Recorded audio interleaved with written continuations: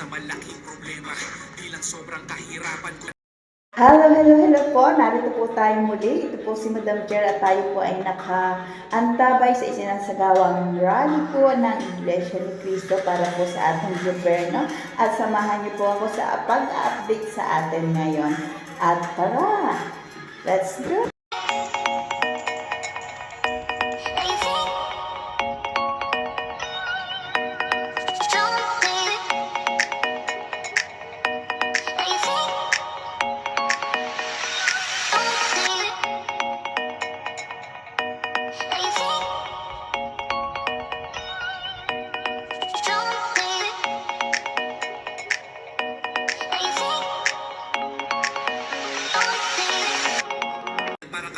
Magsilbi nilang kamay, subalit ang bakit nagtatanong kapansin-pansin ay sa halip na ginhaway hirap sakit ang binibigay. Ang realidad hayag na yan ngayon dito sa ating bansa, may malawakang korupsyon, hindi na barya-barya, umabot na ng trilyon, kaya ang taong bayan ay sumisigaw ngayon ng hustisya. Kung may investigasyon dapat nakikita, walang pinapaburan, walang tinatakpan para At yan, sana'y naibigan niyo po at may 2 araw pa po tayo nakaganapan, kaya patuloy po tayong manood at magmasid kung ano po ang mangyayari.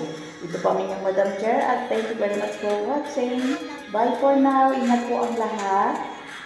Bye-bye.